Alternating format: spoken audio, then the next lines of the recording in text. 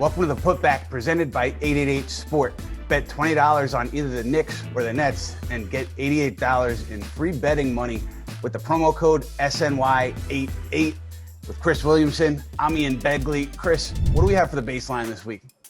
Well, Ian, Monday night in Brooklyn, Julius Randle racked up another triple-double. RJ Barrett dropped 22 points, and the Knicks went on a 17-2 run late in the second quarter, but still lost by 2 to the Nets. And Dip Squad is now 1-4 in their last 5 and sits at number 8 in the standings. So, Ian, with all that being said, what has been the biggest issue for the Knicks over this recent losing stretch? I think you're seeing a lot of different issues. Turnovers, some nights, lack of rebounding, some nights. You saw that late in the Brooklyn game. Julius Randle is banged up. I think there's some fatigue among the group. Some nights they're not hitting shots. And, in general, I think if this team could take a week off and then play the following week, they'd be in pretty good shape, but that's not a reality here in the NBA. One positive note, though, Chris, has been Obi Toppin. I think he's, here and there given some strong performances in limited minutes, and I think that's an encouraging sign for the Knicks because you hadn't seen that much from Toppin recently, the first couple of months of the season. Yeah, in the last 3 games, Obi Toppin is averaging about 7 points per game. So what does that mean for his future with the Knicks moving forward, Ian? It's interesting because obviously when you draft a player that high, you're invested in his future as the Knicks are invested in Obi Toppin's future. But, in the last offseason, a lot of teams felt that Julius Randle was available via trade, and obviously the Knicks didn't deal him. Now, he's a part of the future for this club. He's going to be a piece moving forward. I'm sure they're going to re-sign him to a deal, whether they extend him on his current contract or sign him to a new contract. And it's interesting in the context of Toppin because he and Toppin play the same position. So where does Obi Toppin fit? Right now, he's behind Randle, not getting a ton of minutes. Does that change over time? And if so, how does it change? I think that's one of the questions that the Knicks are kind of dealing with internally. Yeah, you definitely have to give Toppin a chance, though. You can't just place him on the bench just because Randle is doing a great job. When you have that so much investment in a player like Toppin, I feel like you got to give him some more time so he can grow and develop. You can't just, throw the towel in on somebody in your first year. So like you said, it's going to be very interesting to see, how Randle and Toppin can coexist in New York.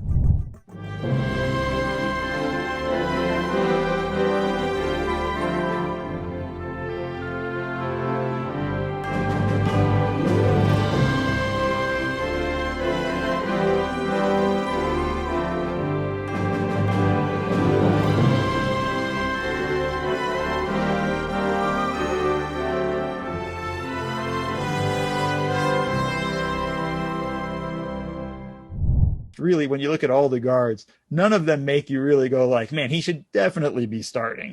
This week's guest is Dakhil. He's a former Clippers and Spurs video coordinator who you now can find on Bleacher Report and The Athletic.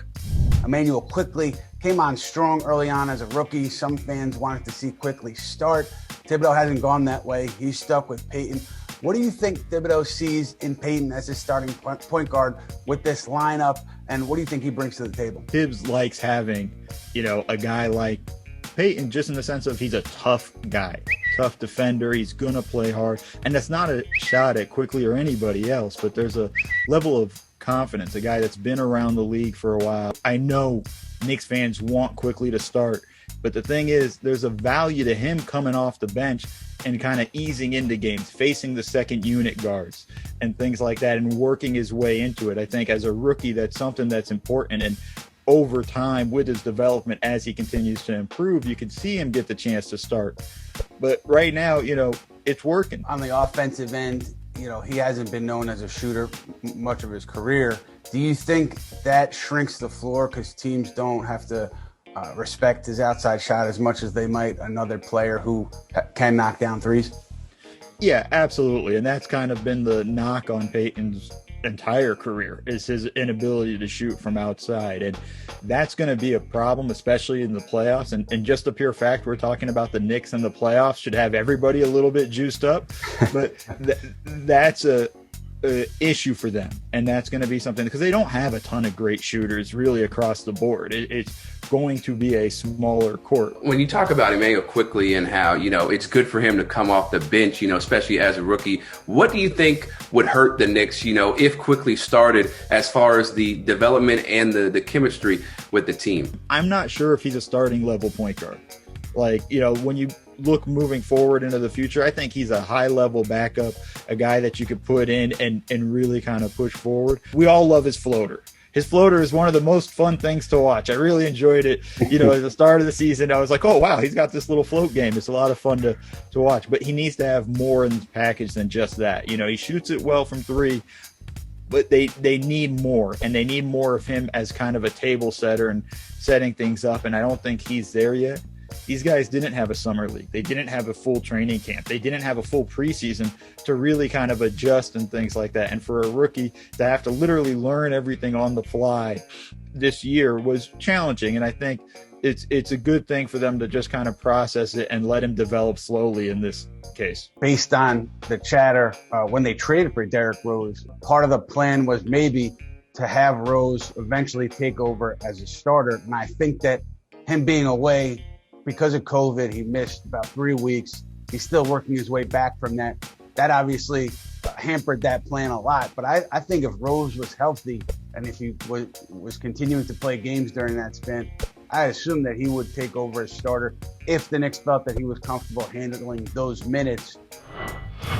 Hey guys, Sean Geddes from the Knicks Wall. Super thankful for the opportunity. With Kevin Knox showing improvements in small areas like defending, his ability to rebound, the outlet passes he makes in the small minutes he gets, and also shooting the lights out from three when he is given minutes. I'm just wondering what it's going to take for us to see him actually be able to crack the rotation. Sean, thanks so much for the question. Keep up the great work at the Knicks Wall. I don't see Knox cracking this rotation right now unless there's an injury or unless Obi Toppin just falls off a cliff and can't give the Knicks anything night in and night out. This team obviously is trying to win every game, trying to fight and claw for a playoff spot. I don't think Thibodeau is going to make a major rotation switch at this point. And that's not to say that the Knicks don't like Knox, because I was told earlier in the year, maybe preseason, early season, that the coaches were impressed with Knox's toughness, his ability to bounce back from things. And, they liked obviously what he had done on the defensive end here and there in bits and pieces. It wasn't a complete picture. Obviously, he made his mistakes, but I think they liked some of the progression there. So this isn't to say that the Knicks are out on Knox. I think it's just going to be hard for him to crack a rotation for a team that's had such an established rotation to this point, and again, is trying to win every game from here on out to try to get into the playoffs. You look at Obi Toppin, and he's been playing behind Randall, hasn't gotten a ton of minutes. I think lately he's looked a little bit better, but in general, the Knicks fans been a little bit surprised because coming into the season, that they felt that and they were told that he was the most offensive-ready player in the draft, and that did not translate to the court. You're trying to compete again for a playoff spot. It's hard to play a rookie in that it's instance. And from what I've seen from him, he has really not a clue defensively. It's been hard, and that's something I think we knew coming in was like, hey, his defense is not going to be really good. Hopefully Tibbs can take him to another level and help him along those areas. But he struggled offensively. So if you're not getting any real production and value out of him offensively, it's hard to have him on the court defensively, because now he just becomes a full-on negative player. And, he probably doesn't move as well as I thought he would. I kind of thought he'd be super uber athletic, but it just hasn't really taken off yet. It hasn't clicked. And, he's still got a lot to learn, and he's got to learn the game. What do you think will be his future role, with the Knicks going forward, especially given the fact that Julius Randle is going to be a core piece? He's got to start figuring out, first off, defensive schemes and start studying that stuff and get an understanding of how that plays and how that kind of works and where he fits and when he needs to rotate, when he doesn't. In terms of his role, I think he's just going to end up being a backup, because look, you said it, we've all seen it. I mean, Julius Randle's been a beast this year. Point Randle has been a thing for them. That's the closest thing to a point guard the Knicks have had. And there's just not going to be a lot of minutes for Obi in this scenario. So he's got to come in as a backup, be an energy guy, really get the team going, kind of be a high flyer and find those opportunities for the team. He had played well when Derrick Rose is on the court with him. It seems like Rose was getting him opportunities, looking for him. But when Rose was out, it didn't seem like that same impetus was there. So maybe, with a point guard who likes to push the pace, maybe things are a little bit different for Obi. But yeah, it's something that the Knicks have to figure out. That's it for this week. For Mo and Chris, I'm Ian. We'll see you next week on the Putback. So how are you feeling about the Knicks' current playoff chances? Share your thoughts on sny.tv/vote now for this week's Fan Choice presented by 888 Sport. Bet $20 on the Knicks or Nets and get $88 in free bets using promo code SNY88.